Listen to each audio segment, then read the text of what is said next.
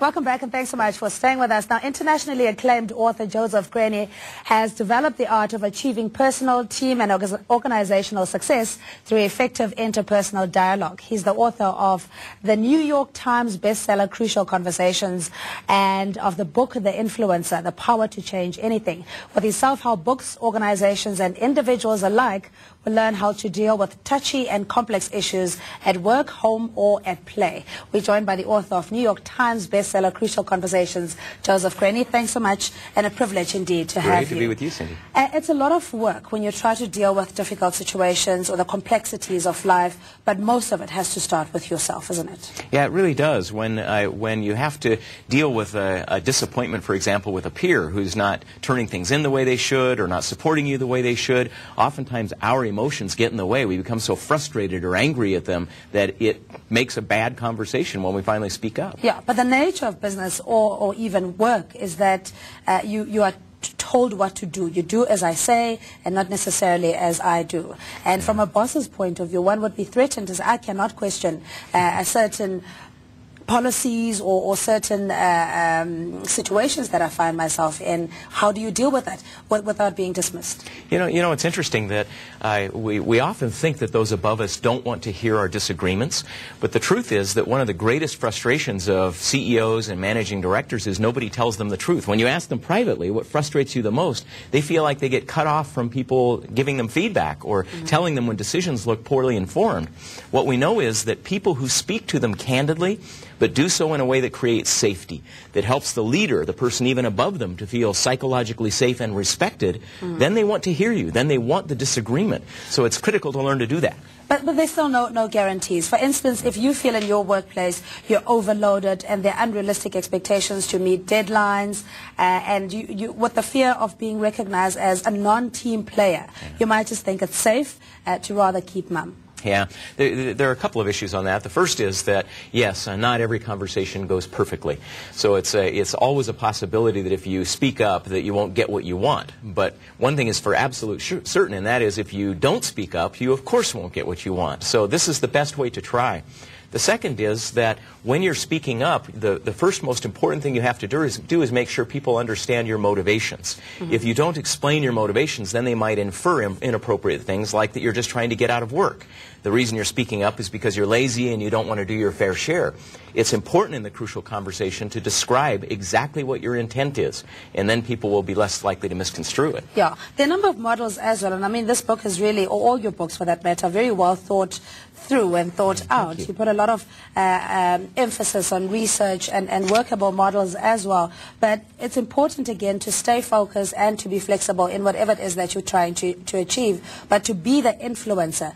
Again, it needs to be your motive or motivation needs to be sincere, and it needs to provide that safe environment. Yeah, it does. And one of the principles in crucial conversations we call start with heart, which means get your own motives right. Yeah. And if your motive coming in is to win or be right or to feed your ego or save face, there's no hope of success. It doesn't matter how skillful or artful you are. People will sense that that's your motivation, and it'll undermine everything you're trying to accomplish. So absolutely you have to start with me. Yeah, but also the frustration is that if you're dealing with the same issues, the perennial issues, and you know there's a lady, I think you make reference in the book as well, a receptionist who's permanently late all the time, and the issues are always there, but there's no solution. What then?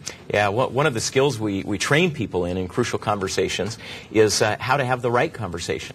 So if somebody is perpetually late, they come in late this morning, and what I say to them is, here you are, you're late. I've had the wrong conversation. I'm talking about this morning when my real concern is what we call a pattern. It's a pattern of them coming in late. That's an entirely different topic to discuss. And if I open it up by talking to the person about what just happened this morning, then I miss all of the other point that I was trying to make about the pattern that really is what's concerning me. There's a danger, though, that old dogs can't be taught new tricks.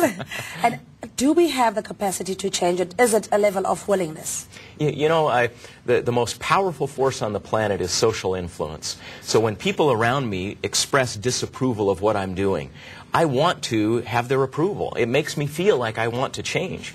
The problem is in most environments when somebody performs poorly, nobody is speaking up. Nobody is exerting that social influence. So crucial conversations are really the most potent way for us to help old dogs learn new tricks. Yeah. The reason they've stayed with the old tricks for so long is because everyone everyone's let them get away with it, and we need to stop doing that. And these can be, I mean, the principles that you've employed here can also be applied in marriages. You say that 90% of marriages break down because, number one, you don't pick on the right issues, and secondly, the approach is not correct because it tends to be negative confrontation and blame game.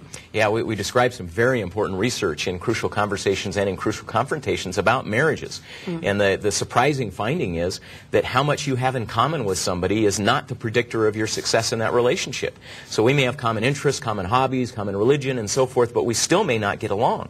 The predictor of success is our ability to talk about our differences, our disagreements. If we can do that in a healthy way, you can make almost any relationship work well. All right. But in other words, he doesn't buy me flowers, he hasn't called me in a week, or that kind of thing, is not necessarily, or shouldn't be a cause of a breakdown of a relationship. It's the bigger issues that matter. Well, it's our capacity to talk about him not bringing flowers or not calling in a week. So if you can't express your needs in a way that are helpful and that are respectful and that lead to change, then nothing ever does change. So instead, people get entrenched in their positions, become kind of egotistical about it, and we refuse to change. Is the fact that we perceive others, or we entrust them so much with our own expectations and trust and beliefs, such a huge disappointment when it comes to them not being able to meet those expectations? Are we setting ourselves up for failure, basically, as human beings? Well, you know, one of the important things I've noticed is I've worked on Crucial Conversations in my own life. So this is not just a research topic. You know, I'm a human being and I have relationships too. And for me, the most difficult ones are the ones where I have that emotional investment. So I do pretty well at work most all the time. And at home, on good days, I'm a B. So it's hard. When you're really emotionally invested and somebody disappoints you, it's even more difficult to get your own emotions in check. And those are some of the most important skills we teach in Crucial Conversations. Yeah, and also to deal with your own anger and you know, choices that you can make in a very sticky situation. You can either be violent or you can choose to be silent. Yeah, which is why in the workplace most people don't speak up. When my emotions are really upset, for example, if my boss disappoints me, he's promised me a raise and then he doesn't come through, I feel so violated and so angry that I know that if I spoke up that probably bad things would happen. So instead I say nothing. And I just seethe in quiet anger and then maybe quit and find a job somewhere else, when I could potentially have discussed that if I did it in a healthy way. So these emotional management skills we teach are really, really preeminent. But the yeah buts, oh yeah but. You know, I would love to, there's in the book where you talk about the yeah buts, truly tough situations, and there's the danger habit as well that you articulate there. Can we change? And people often say no, yes, but. It takes a lot of our time to work through those excuses. Yeah, and one of the arguments we make is that one of the most important skills you have in your entire life is the capacity to work through problems, to have crucial conversations with other people.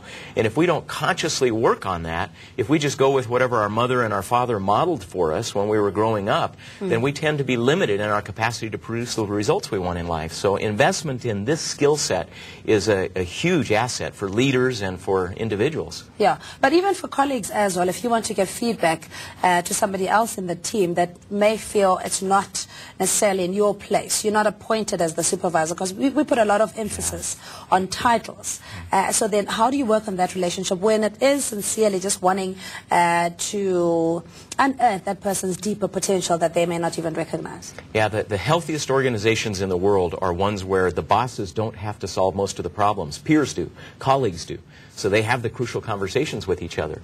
You can get other people to change if you motivate them through natural consequences. People who are really good at crucial conversations talk to others about the natural consequences of their actions. What are the things that are happening to them that they don't even realize are connected to their bad choices? If you can help illuminate that for people, it can help motivate them to change, even though you're not the boss and can't force them to do so. Okay, Joseph, so where are you speaking later on today? I'll be at the Hilton Hotel at Santon with my colleagues from the Human Edge. So they offer all of the training on crucial conversations and confrontations in South Africa. And we'll be talking today about both those books as well as Influencer.